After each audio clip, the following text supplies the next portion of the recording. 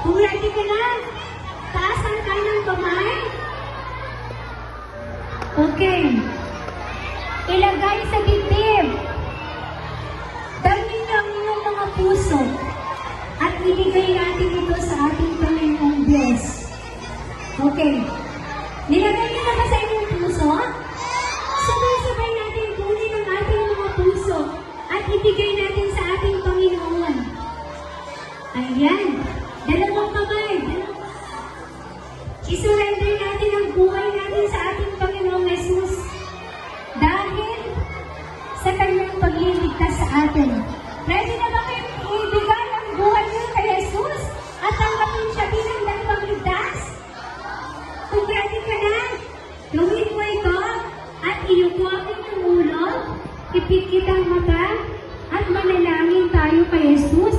Tanggapin natin siya ng buong puso sa ating buhay.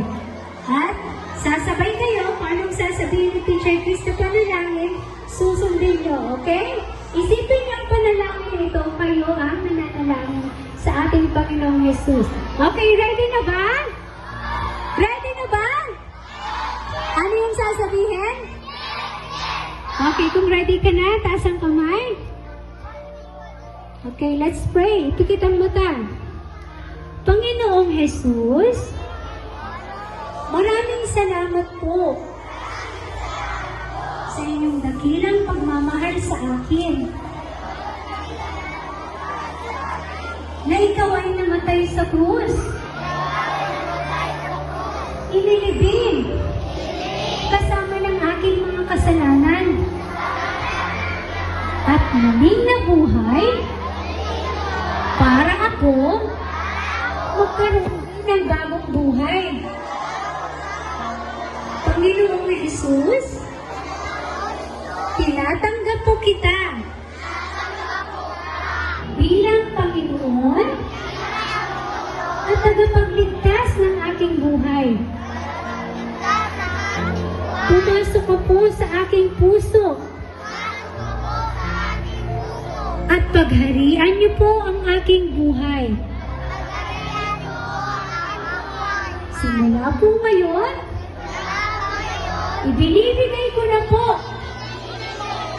ang ating buhay bilang handog na alay sa iyo, Panginoon.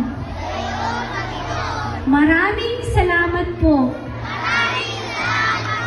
sa pangalan ng Jesus na akin ang tagapagligtas ngayon. Amen. Okay, palakpakan natin sa Jesus Christ. Congratulations, kids! Dahil maraming ang pera ang nagbigay sa akin. Dahil hindi na kayo pagdasal. Impyerno, sana ka na mapunta. Dahil sa langit, sasabihin natin kay Lord, thank you, Lord Jesus!